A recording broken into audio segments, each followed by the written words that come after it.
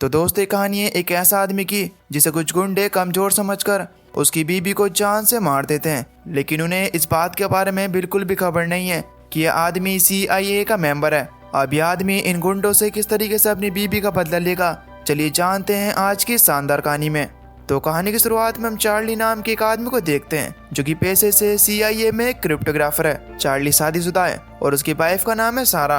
दोनों एक दूसरे के साथ अपनी लाइफ में बहुत ज्यादा खुश हैं। अब इसी बीच सारा चार्ली को बताती है कि उसे कुछ काम के सिलसिले में लंदन जाना है। अब ये सुनकर चार्ली थोड़ा अपसेट हो जाता है, लेकिन फिर भी सारा को अपने काम में आगे बढ़ने के लिए लंदन जाना ही होगा, इसलिए चार्ली भी सारा को लंदन जाने की परमिशन दे देता है। अब इसके बाद चार्ली भी अपने काम पर निकल जाता है, जहाँ पर उसे अपना दोस्त बियर मिलता है। बियर और चार्ली यहाँ पर बहुत ही पक्के दोस्त हैं।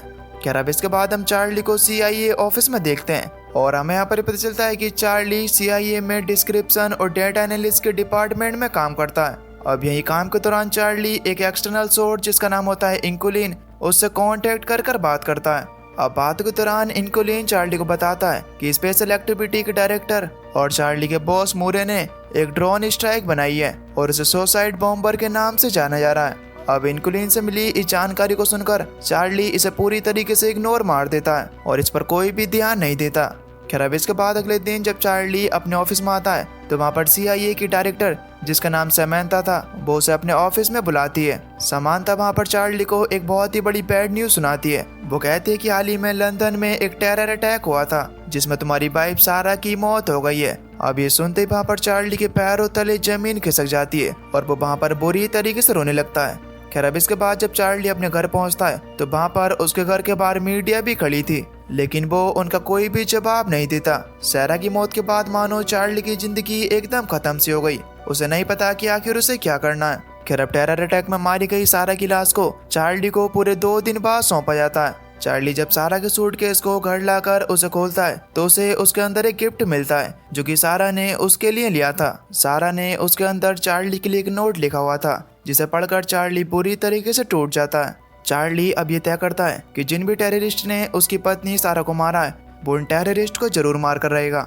इसके बाद चार्ली उस अटैक से रिलेटेड वीडियो ढूंढने लगता है और उसके हाथ कुछ वीडियो लग भी जाती हैं, जिसे देखकर चार्ली को उसके से रिलेटेड बहुत सी बातों के बारे में पता चल जाता है। इस पूरे अटैक में 4 बंदे शामिल थे, जिनमें पहले का नाम था मिस्का, दूसरे का नाम था लॉरेन, तीसरे का नाम था हार्ट सीलर जिसने सारा को गोली मारी थी और चौथी एक महिला थी जिसका नाम था ग्रेचन। अब इस सारी घटना के बारे में पता लगने के बाद चार्ली अपने बॉस कैलेब और मूर के पास जाता है और वो उन दोनों को पूरी बात बता देता है। लेकिन जल्द ही चार्ली को रियलाइज हो जाता है कि ना तो इन अटैकर से कोई मतलब है और ना ही सारा की मौत का कोई दुख है। चार्ली अपने बॉस कैलेब और मूर से कहता है कि अगर आपने मेरी मदद नहीं की तो मैं किसी भी हद तक चला जाऊंगा। अब इन दोनों को बॉर्ड करने के बाद चार्ली यहाँ से अपने घर की तरफ निकल जाता है। अब इसके बाद अगले दिन से ही चार्ली अपने बॉस के खिलाफ सबूत इकट्ठा करना शुरू कर देता है और फिर उन सभी सबूतों के प्रिंट निकाल लेता है। खैर अब इसके बाद अगले दिन जब चार्ली अपने ऑफिस जाता है तो उसके हाथ में वही फाइल्स थी। वो उनसे कहता है कि आप दोनों ने पिछले कुछ सालों में जितने भी गलत काम किए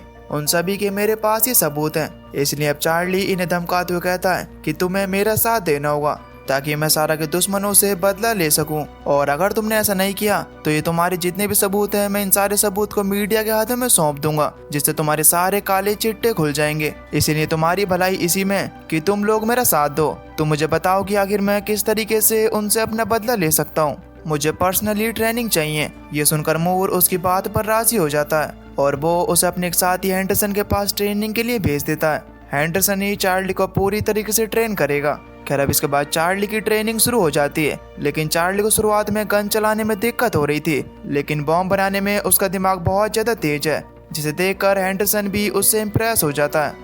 इधर दूसरी तरफ कैलेब और मूर चार्ली की वो कैसे ढूंढने में लग जाते हैं जिसमें उनके खिलाफ सबूत हैं, लेकिन काफी ज्यादा मेहनत के बाद भी उनके हाथ कुछ भी नहीं लगता। मूर के एजेंट ये पता लगाते हैं कि चार्ली अक्सर एक बार में जाया करता था। ये लोग जल्दी उस बार में जाकर वहाँ पर इन्वेस्टिगेशन करना शुरू कर देते हैं और वहाँ पर कैलेब को वो सीडी मिल भी जाती है। इसके बाद जब वो सीडी को चेक करते हैं तो इन्हें पता चलता है कि इसमें तो कोई इन्फॉर्मेशन है ही नहीं, यानी कि चार्ली सिर्फ इन्हें बेवकूफ बनाकर इन्हें धमका रहा था और उसके पास कोई भी सबूत नहीं थे। इधर दूसरी तरफ एंडरसन चार्ली के लिए एक नकली पासपोर्ट बनवाता है। अब रात के समय में ही उसके पास मूर का कॉल आता है। वो उससे कहता है कि तुम चार्ली को जान से मार दो, उसने हमारे साथ धोखा किया है। लेकिन इससे पहले कि एंडरसन चार्ली को मार पाता, चार्ली को उनकी बातों के बारे में पता चल जाता है, क्योंकि चार्ली ने मूर की फाइल्स में एक ऐसी डिवाइस लगा रखी थी जिससे वो सारी बातें सुन पा रहा था। इसलिए जानकारी मिलने के बाद चार्ली फ्लाइट में बैठकर यहाँ से पेरिस की तरफ निकल जाता है। अब पेरिस पहुंचने के बाद चार्ली के निशाने पर सबसे पहले ग्रेचन होती है, जिस पर चार्ली नजर रखना शुरू कर देता है। वो देखता है कि ग्रेचन अक्सर एक क्लिनिक पर अपनी एलर्जी का इलाज कराने के लिए जाया करती थी। अब जैसे ही चार्ली को ये बात पता चलती है कि ग्रेचन क्लिनिक में गई है, तो वो उसके पीछे पीछे क्लिनिक में जाता है और यहाँ पर किसी तरह सीक्रेटली उस रूम में पहुंच जाता है जहाँ पर ग्रेचन थी।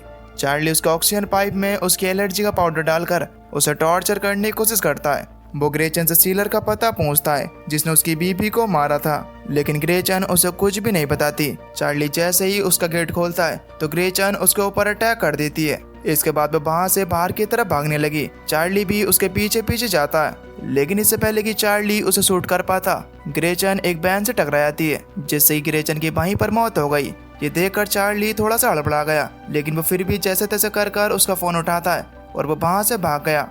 अब रात के समय में चार्ली एक बार में बैठा होता है। वहीं यहाँ पर इसे हैंडरसन भी दिखाई देता है। चार्ली उससे अपनी जान बचाकर एक दूसरे बार में भाग जाता है, लेकिन हैंडरसन अभी भी उसके पीछे पीछे था।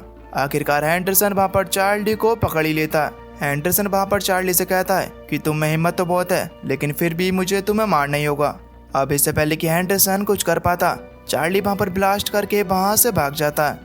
अगले दिन चार्ली इनकुलिन से कांटेक्ट करके उससे मदद मांगता है और इनकुलिन भी उसकी मदद करने के लिए तैयार हो जाता है। वो उसे अपने पास इस्तानबुल आने के लिए कहता है। तब चार्ली भी इस्तानबुल के लिए रवाना हो गया। वो जगह पर पहुंच जाता है जहां पर इनकुलिन ने उसे बुलाया था, जो कि वहां का एक लोकल रेस्टोरेंट है। अब जब चार्ली उस रेस्टोरेंट में बैठा होता है, तब तभी उसके पास एक औरत आकर उसे अपने पीछे आने के लिए कहती है। वो औरत उसे बताती है कि मैं ही इनकुलिन हूँ। चार्ली उससे कहता है कि मुझे तो लगा था कि इनकुलिन कोई लड़का है। खैर अब इसके बाद इनकुलिन उसे अपने घर पर ले जाती है, जो कि पूरी तरीके से सेफ है। वहाँ पर पहुंचकर ये लोग तुरंत ही सारा को मारने वाले लोगों की जानकारी निकालना शुरू कर देते हैं। इधर दूसरी तरफ हम समंथा और मूर को एक साथ देखते हैं। यहाँ पर समंथा को मूर पर शक हो रहा था कि जरूर ये कुछ न कुछ तो कर रहा है। समंथा मूर से चार्ली के बारे में पूछती है, तब मूर बताता है कि चार्ली अभी छुट्टी पर है। इसके आगे वो चार्ली के बारे में कुछ भी नहीं बताता। अब इसके बाद से समंथा को कंफर्म हो गया था कि जरूर कुछ न कुछ तो गड़बड़ है, इसलिए अब वो अपने एक एजेंट को चार्ली की देखभाल करने के लिए भेजती है। इधर दूसरी तरफ हम चार्ली को एक होटल में देखते हैं, जो कि यहाँ पे मिस्का को मारने के लिए आया था। चार्ली को पता चला था कि मिस्का अक्सर अकेले में इस बिल्डिंग के रूफटॉप पर बने स्विमिंग पूल में स्विम करता था। इस पूल की खासियत ये थी कि ये पूरा का पूरा पूल कांच से बना हुआ था। अब ये सारी बातें पता चलने के बाद चार्ली उस कांच को तोड़ने के लिए एक डिवाइस बनाता है। अब डिवाइस तैयार होने के बाद चार्ली अगले दिन सीधा मिस्का के पास आता है। चार्ली उसके पास पहुंचकर उसे सीलर का पता पूछता है, जिसने उसकी बीबी को मारा था, लेकिन मिस्का उसे कुछ भी नहीं बताता। ये देखकर चार्ली को गुस्सा आता है और वो स्विमिंग पूल में उस डिवाइस को डाल देता है। मिस्का वहां से भागने की तो कोशिश करता है, लेकिन वो उस गिलास के साथ ही नीचे गिरकर मारा गया। अब तभी इनकुलिन वहां पर चार्ली को बताती है कि तुम्हारे पास हैंडरसन है, जल्दी से वहां से भागो। चार्ली जल्दी से वहां से भागने की तो कोशिश करता है, लेकिन हैंडरसन उसके बिल्कुल पीछे था। अब इससे पहले कि हैंडरसन उसे पकड़ पाता, अब तो वहाँ पर एक और एजेंट आकर हैंडरसन के ऊपर अटैक कर देता है, जिसे समंथा ने भेजा था। हैंडरसन उसे गोली मारकर मार देता है, लेकिन अब वो भी काफी चोटिल था। उसे चोटिल देखकर चार्ली उसकी मदद करने के लिए उसके पास जाने की सोचता है, लेकिन इनकुलिन उसे यहाँ से निकलने के लिए कहती है। इधर अब कैलिब को भी बात पता चल गई थी कि चार्ली की जरूर कोई न कोई तो मदद कर रहा है, और वो लोग जल्द ही इनकुलिन के बारे में पता लगा लेते हैं। जब ये लोग इनकुलिन का पता निकालते हैं तो वो इस्तानबुल था। अब ये सारी बातें पता लगने के बाद कैलिब रात में ही इनकुलिन के घर पर अटैक कर देता है। जैसे ये बात इनकुलिन को पता चलती है तो वो जल्दी से चार्ली को वहां से लेकर भागती है, लेकिन उसने वहां से जाने से पहले अपने कंप्यूटर का सारा डेटा डिलीट कर दिया। इनकुलिन शॉर्टकट से निकलकर अपनी कार तक पहुंचती है और वो लोग कार से वहां से निकलने लगे, लेकिन कैलेब का आदमियों ने भी उन्हें देख लिया था। वो बोर्ड से उनका पीछा कर रहे थे। अब इसी अफरा तफरी में एक गोली इनकुलिन को लग जाती है। तब चार्ली कार ड्राइव करता है और वो कार को एक सेफ जगह पर लेकर जाता है। वो देखता है कि इनकुलिन अब मर चुकी है। चार्ली को इनकुलिन की मौत का बहुत ज्यादा दुख होता है, लेकिन वो एक बार फिर से अपने मिशन पर लग जाता है। खैर मौका देकर चार्ली एलिस के पास पहुंच जाता है। चार्ली ने एलिस को मिसाइल बेचने की डील की थी। लेकिन जब एलिस देखता है तो वहाँ पर मिसाइल की जगह बम होते हैं। चार्ली एलिस से कहता है कि अगर तुमने थोड़ी सी भी चालाकी दिखाई और हिलने की कोशिश करी तो तुम मारे जाओगे। ये सुनकर एलिस भी थोड़ा डर जाता है और चार्ली के पूछने पर अपने बॉस के बारे में सारी चीजें बता देता है। चार्ली उससे उसकी लोकेशन के बारे में पूछता है। तब एलिस बताता है कि सीलर रूसी समुद्री इलाके में ऑपरेट कर रहा है। अब इसके बाद चार्ली एलिस का मोबाइल लेकर वहां से जाने लगता है। जैसे ही चार्ली वहां से गया तो वहां पर एक विस्फोट होता है जिसमें एलिस मारा गया। इसके बाद चार्ली जैसे तैसे कर रूस के उस समुद्री तट पर पहुंचता है जहां पर सीलर है। इसी बीच जब वो एक रेस्टोरेंट में जाता है तो वहां पर उसका सामना उसके पुराने दोस्त बियर से होता है। वो दोनों एक दूसरे को देखकर बहुत ज्यादा खुश होते हैं। इसके बाद चार्ली वापस से अपना काम शुरू कर देता है। अब चार्ली अपने मिशन पर सीलर पर नजर रखे हुए था कि तभी पीछे से सीलर के आदमी आकर उसे बेहोश कर उसे सीलर तक ले जाते हैं। और यहाँ पर चार्ली पहली बार सारा के मेन किलर को देखता है। सीलर वहाँ पर चार्ली को एक गन देकर उससे कहता है कि अगर तुम में हिम्मत है तो तुम मुझे मार कर दिखाओ, क्योंकि उसे बात पता थी कि चार्ली गन चलाने से घबराता है। और होता भी ऐसी है, चार्ली गन नहीं चला पाता। सीलर उसे देखकर हंसने लगता है, लेकिन अब तभी वो नोटिस करता है कि उनकी शिप किसी दूसरी डायरेक्शन में जा रही है। वो फिनलैंड की तरफ जा रही थी। चार्ली इन सबको बताता है कि इस शिप को मैंने हैक किया है जो कि अब फिनलैंड की तरफ जा रही है। जैसे ये लोग फिनलैंड में एंटर करते हैं तो वहाँ पर पुलिस सेलर और उसके बाकी आदमियों को पकड़ लेती है। इधर दूसरी तरफ कैलेब और मूर को भी पुलिस गिरफ्तार कर लेती है। और इस तरीके से चार्ली ने सारा के सभी दुश्मनों को ठिकाने लगा दिया। वो सारा की कब्र पर जाकर उसके पास थोड़ा वक्त बिताता है। इसके बाद जब वो घर जाने के लिए अपनी कार में बैठता है तो वहाँ पर उसे हैंडरसन मिलता है। हैंडरसन उसकी हिम्मत की दाद देता है और यहाँ पर दोनों में दोस्ती हो जाती है। और अब आखिर में हम चार्ली को देखते हैं जो कि उसकी बीबी के प्लेन को उड़ाते हुए काफी ज्यादा खुश होता है। और दोस्तों इसी के साथ ये मूवी यहीं पर खत्म हो जाती है। तो आपको ये मूवी कैसी लगी हमें नीचे कमेंट करके जरूर बताना। और अगर आप चैनल पर नए हो तो प्लीज चैनल को सब्सक्राइब कर बेल नोटिफिकेशन को ऑल पर सेलेक्ट कर देना ताकि अगली वीडियो की नोटिफिकेशन आपके पास सबसे पहले आ सके। तो तब तक के लिए till then take care, love you, bye bye.